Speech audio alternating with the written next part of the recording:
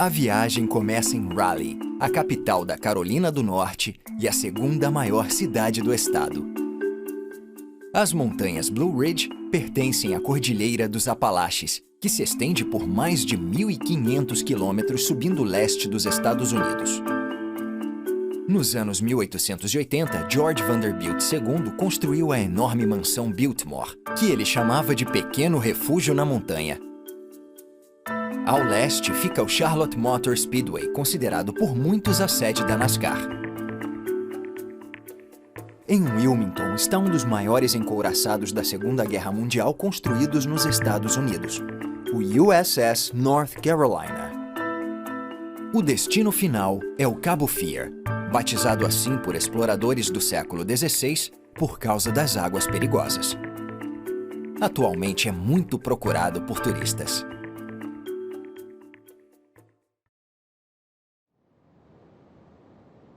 Raleigh é a capital da Carolina do Norte e a segunda maior cidade do estado depois de Charlotte, que também é uma das paradas da viagem.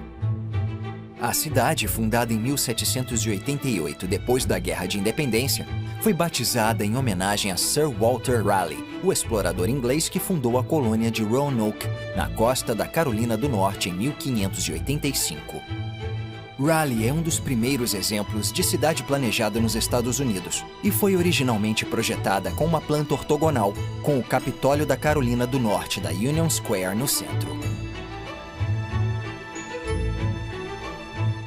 O Capitólio Estadual, concluído em 1840, é um dos mais belos e bem preservados exemplos de prédio público importante no estilo neogrego, e agora é um marco histórico nacional. O primeiro prédio foi destruído num incêndio em 1831. Ele foi substituído por este edifício novo com um custo de $532 mil, o equivalente a cerca de $16 milhões atualmente. Com o crescimento do governo estadual, a maioria dos departamentos foi realocada para novos prédios, mantendo o edifício original intacto. Agora, este Capitólio histórico, ofuscado pelos arranha-céus modernos, é o gabinete do governador e dos assessores dele.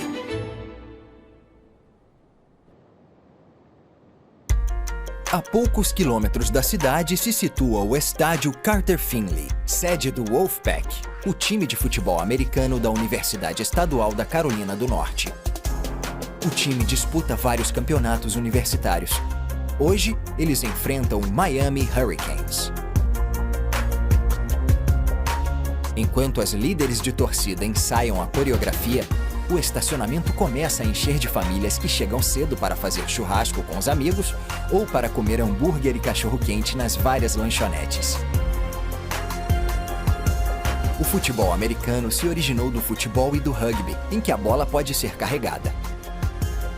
Depois do primeiro jogo, em 1869, em que cada time tinha 25 jogadores em campo, demorou muitos anos para que fossem definidas regras decentes. No início era um jogo violento e em 1905 o esporte já contava com 19 óbitos, o que fez com que o presidente Theodore Roosevelt ameaçasse proibir o jogo de vez. Ao longo dos anos, novas regras foram acrescentadas e as antigas foram alteradas para tornar o esporte mais seguro e competitivo. Mas para muitas pessoas que não são americanas, costuma ser difícil entender o que está acontecendo. Enquanto o Wolfpack se prepara para enfrentar o Miami Hurricanes, acontece a abertura e o estádio, com capacidade para cerca de 58 mil pessoas, começa a encher.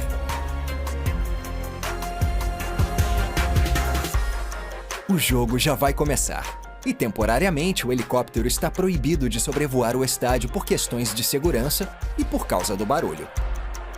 Então, a aeronave precisa passar de 1.500 metros de altitude, de onde se vê pela última vez este esporte americano.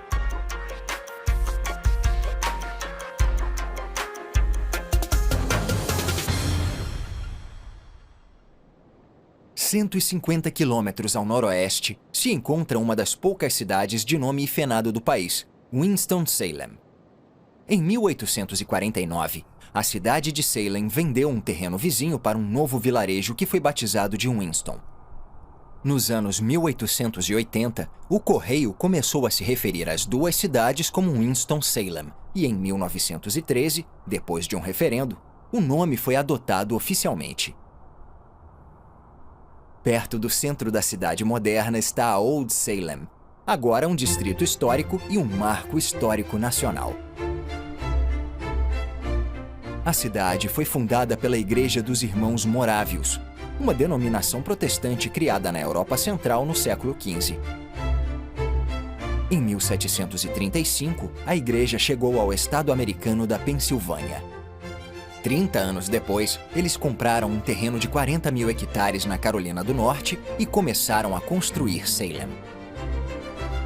Em 1950, uma organização sem fins lucrativos foi criada para proteger prédios ameaçados, restaurar a cidade e transformar partes dela em museu. Old Salem conta com atores que reencenam a história e dão aos turistas uma ideia de como os morávios viviam nos séculos 18 e 19. Isso inclui intérpretes com habilidades específicas, como latoeiros, ferreiros, sapateiros, armeiros, padeiros e carpinteiros, que praticam o ofício enquanto interagem com os turistas. Cerca de 70% das construções do distrito histórico são originais, então o lugar é de fato um museu de história viva.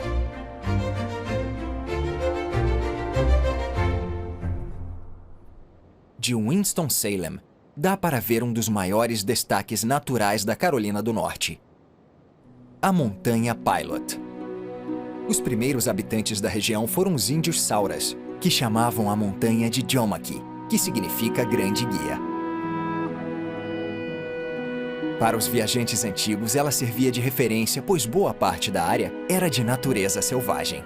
A Montanha Pilot abrange toda a massa que desponta das imediações. Na ponta norte fica o Big Pinnacle, com 430 metros acima do nível do vale. O quartzito que reveste a rocha resiste ao efeito erosivo do vento e da água. Os paredões de pedra têm 150 metros a partir da base arborizada.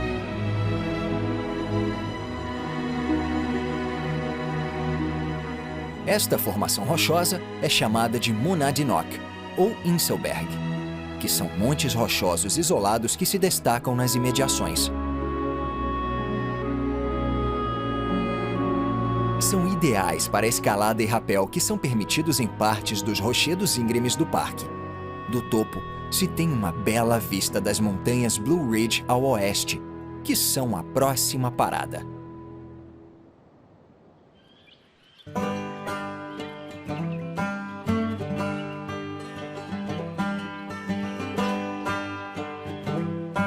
As montanhas Blue Ridge fazem parte da Cordilheira dos Apalaches, que se estende por mais de 1.500 quilômetros ao longo da costa leste dos Estados Unidos.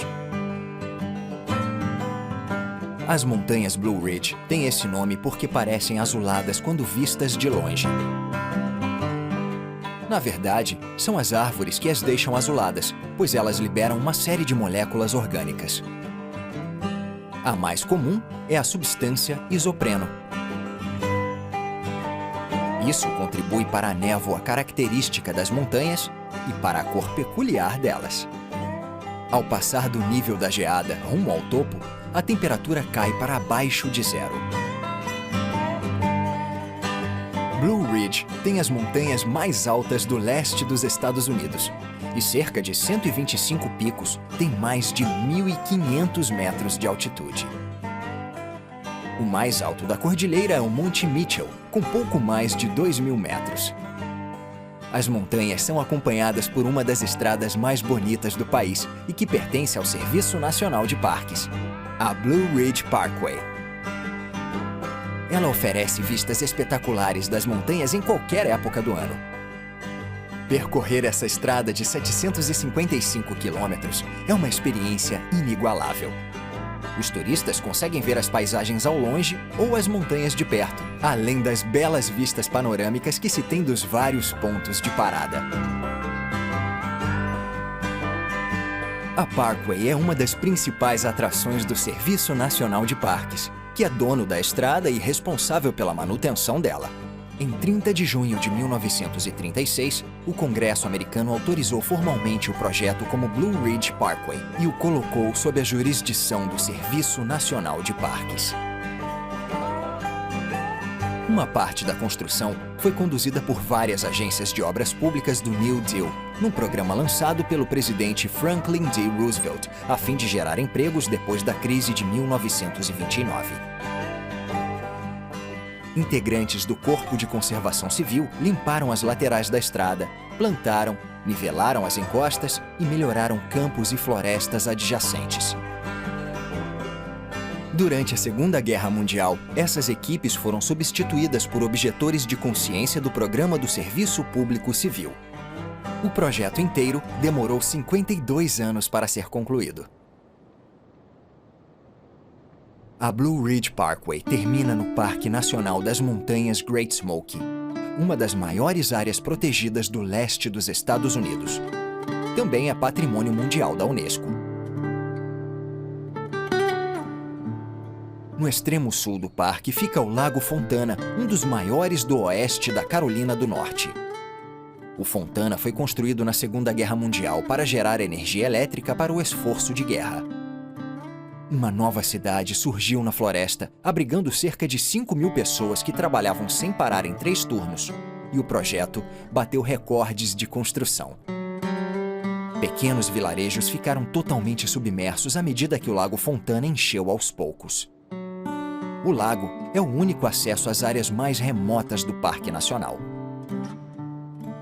Quando o nível da água está normal, os turistas podem alugar barcos para conhecer os vários riachos que levam para trilhas pelas montanhas Great Smoky.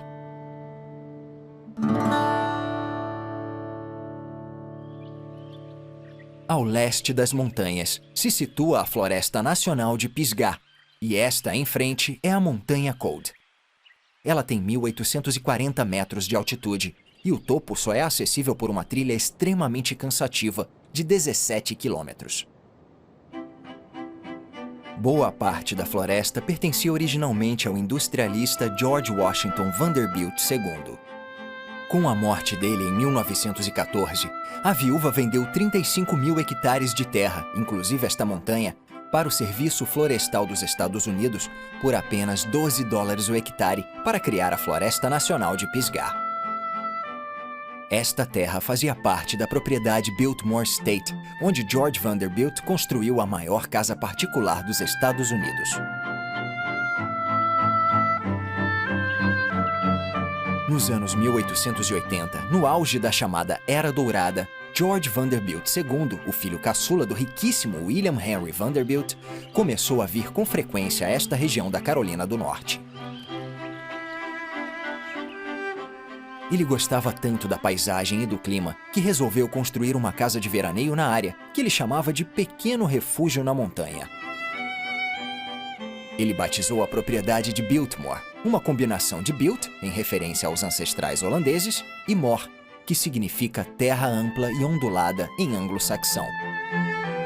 A casa é em estilo château e foi inspirada em várias casas francesas renascentistas do início do século XVI. A obra começou em 1889 e demorou 6 anos.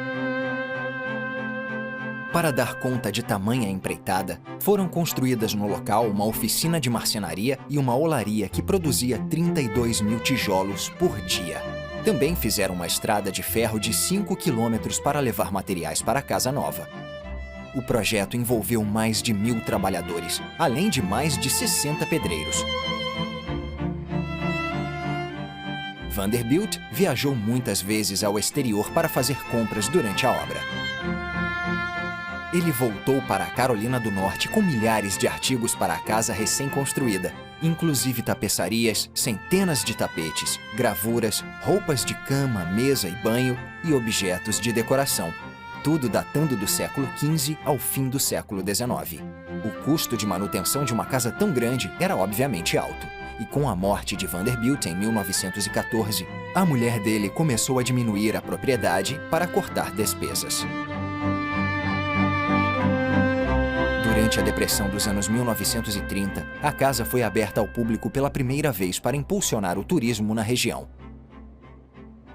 Desde então, a propriedade, ainda nas mãos dos descendentes de Vanderbilt, se tornou uma grande atração turística e passou a receber cerca de 1,5 milhão de visitantes por ano.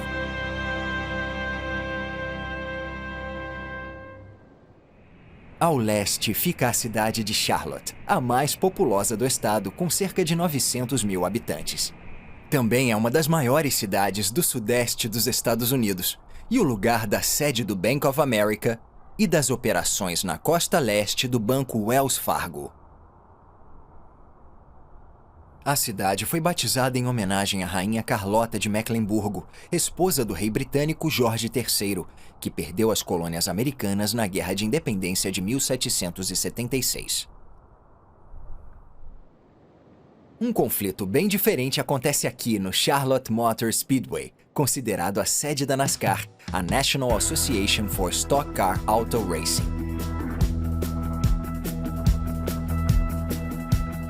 Muitas equipes de automobilismo estão sediadas na região de Charlotte.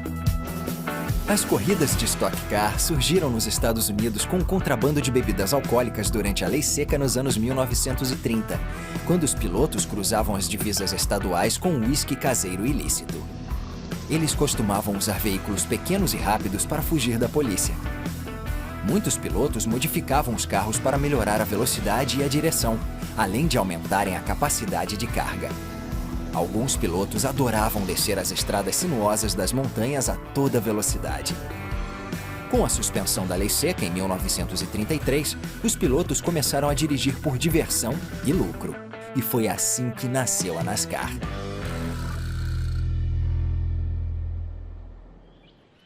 Outro esporte muito praticado nos Estados Unidos é o golfe. E o país tem alguns dos melhores campos do mundo. Este é o vilarejo de Pinehurst, que data de 1895, quando um magnata das bebidas de Boston comprou pouco mais de 2.000 hectares de terra por cerca de $3 o hectare. O Holly Inn foi inaugurado no mesmo ano e pouco depois foi a vez do primeiro campo de golfe em 1898. Agora são 9 campos, 3 hotéis e muitas opções de lazer. Durante muitos anos, este foi o maior resort de golfe do mundo, até ser superado por um construído na China. Ao longo dos anos, ele sediou o PGA Championship, a Ryder Cup e o US Open 4 vezes. Muitos dos melhores golfistas do mundo já jogaram aqui. De figuras lendárias como Arnold Palmer e Jack Nicklaus, a atletas atuais como Phil Mickelson e Tiger Woods. Pinehurst vai sediar o US Open outra vez em 2024. Na costa se situam a cidade e o porto de Wilmington, e de frente para a cidade, no rio do Cabo Fear, está um dos maiores encouraçados já construídos nos Estados Unidos, o USS North Carolina. A quilha dele foi montada em 1937 no estaleiro de Nova York, e ele foi o primeiro navio de guerra construído em 16 anos.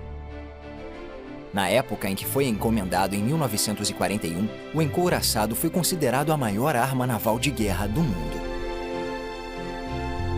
Equipado com 9 armas de calibre 406 mm, em 3 torres de artilharia e 20 armas de calibre 127 mm em 10 canhões duplos, o USS North Carolina se mostrou uma plataforma de armas formidável.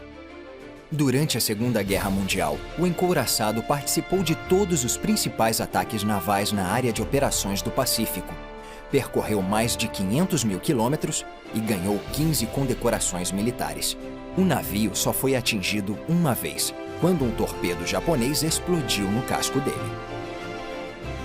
Apesar disso, quando a guerra acabou, o navio só tinha perdido 10 homens e ficado com 67 feridos. O USS North Carolina acabou sendo desativado em 1947 e permaneceu 14 anos na frota inativa da reserva. Em 1958, o pronunciamento de que ele seria desmontado provocou uma campanha pública para salvar o navio e trazê-lo de volta para a Carolina do Norte. O encouraçado chegou aqui em 1961 e se transformou numa homenagem do Estado aos veteranos da Segunda Guerra Mundial e aos mortos durante o conflito.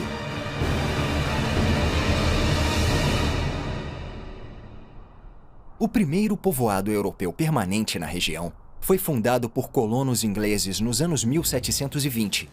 Com o rio profundo e a localização protegida, Wilmington era um lugar excelente para erguer uma cidade, um porto de carga geral e iniciar uma indústria naval. Durante a Segunda Guerra Mundial, mais de 200 navios de baixo custo da classe Liberty foram construídos para americanos e britânicos, pois eram necessários para substituir rapidamente os navios afundados por submarinos alemães. Agora os estaleiros foram substituídos por um terminal de contêineres moderno, pois com o canal de águas profundas, Wilmington é um dos poucos portos desse tipo da costa sudeste. A poucos quilômetros de Wilmington existe um bom exemplo de casa de propriedade agrícola de meados do século XVIII.